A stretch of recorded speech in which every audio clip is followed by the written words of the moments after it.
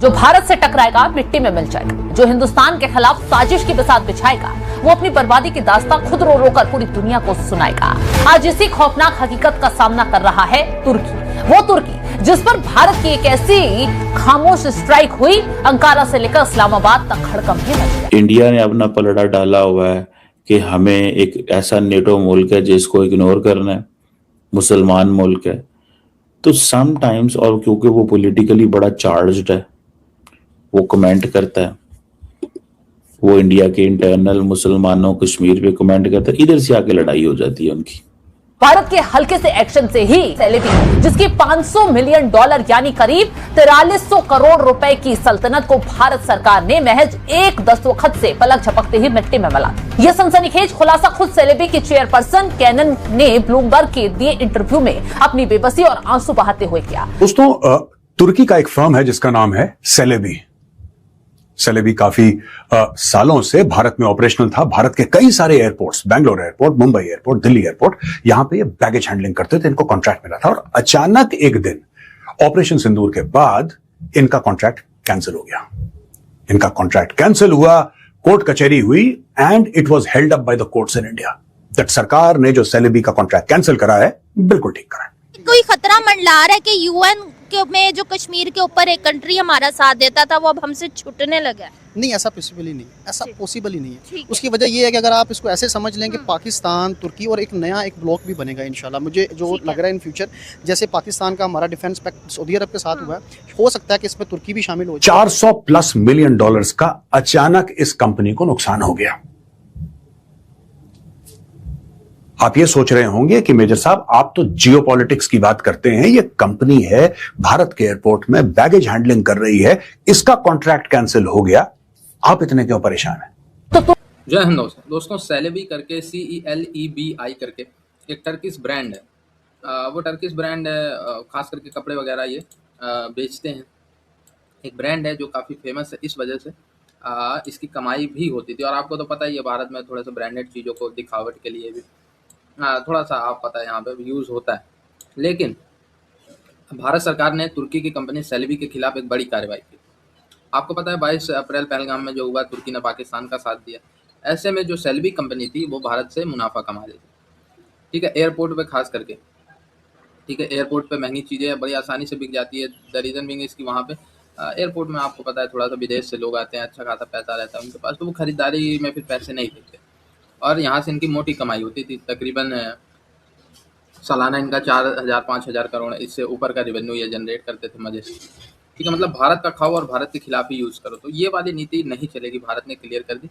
और सेलेबी का जो कॉन्ट्रैक्ट था भारतीय एयरपोर्ट्स पे, वो सारा जो है वो भारत की गवर्नमेंट की तरफ से रद्द कर दिया गया। आपको याद हो या ना हो, अभी 4-6 दिन ही बीते कि टर्किश विदेश मंत्री बड़े परेशान नजर आ रहे थे कि भाई भारत ऐसा क्यों कर रहा है, हम भारत से नॉर्मल रिश्ते चाहते हैं, भारत हमें पाकिस्तान के लेंस से ना देखे। क्यों ना देखे भाई, आप भारत के कट्टर दुश्मन पाकिस्तान का साथ देने को तैयार रहते हैं और पैसा आप पाकिस्तान से कमाएं ना, भारत से क्यों कमाने की सोच रहे हैं? जब आपको उस पैसे से पाकिस्तान का साथ देना है तो आप पाकिस्तान से ही पैसे कमाएं, वहाँ पे अपना ब्रांड खोलें। लेकिन वहाँ पे डर है कि चोरी हो जाएगा। अगर सेलेबी ब्रांड पाकिस्तान के एयरपोर्ट पर खुल गया तो वहाँ से चुरा के ले जाएंगे सारे भिखारिस्तान। तो ये है, पैसे नहीं मिलेगा भारतीयों का, तुम्हें अगर वो भारत के खिलाफ यूज करना है तो नहीं मिलेगा पैसा।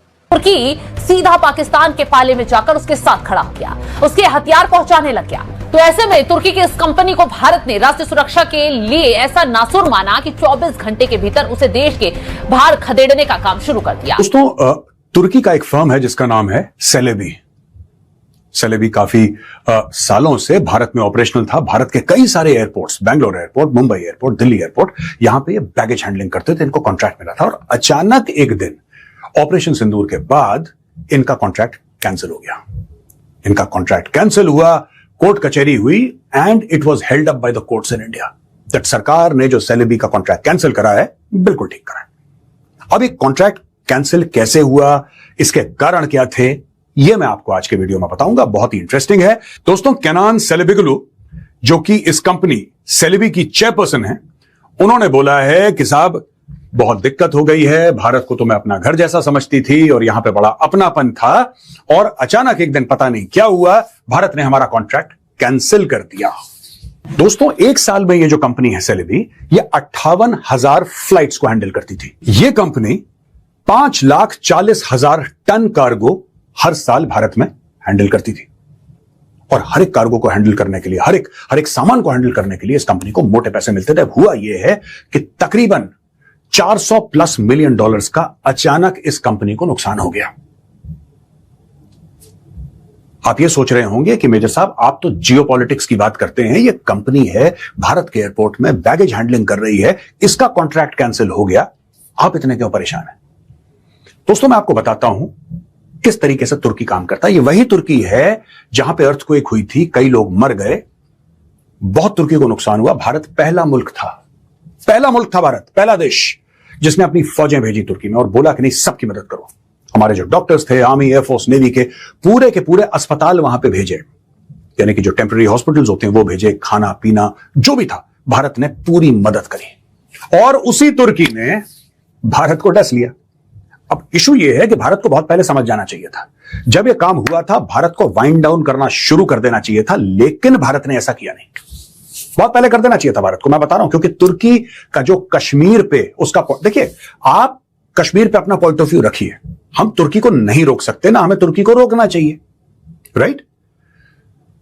टर्की अगर यह कहता है कि कश्मीर मामले में वो पाकिस्तान के साथ खड़ा है तो वेल डन यार, आप खड़े रहो पाकिस्तान के साथ, but don't expect benefits from India. ये दोगली नीति जो ये कुछ देश जैसे तुर्की है, पाकिस्तान है, दोगलापन मत करो यार, दोगलापन मत करो। आप ये बोलो कि ठीक है हम कश्मीर में पाकिस्तान के साथ खड़े हैं, तुर्की खड़ा है पाकिस्तान के साथ, खड़े रहिए, बिल्कुल डटे रहिए एकदम, हम आपसे ये नहीं बोल रहे। लेकिन इश्यू तब होता है कि जब आप बाकी मामलों में पाकिस्तान के साथ खड़े हैं लेकिन पैसा आपको भारत से कमाना है। ये कैसे हो सकता है?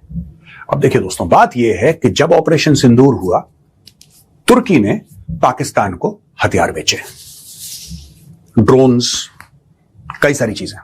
इनके हवाई जहाज ऑपरेशन सिंदूर शुरू होने से पहले इनके शिप पहुंचे वहां पे।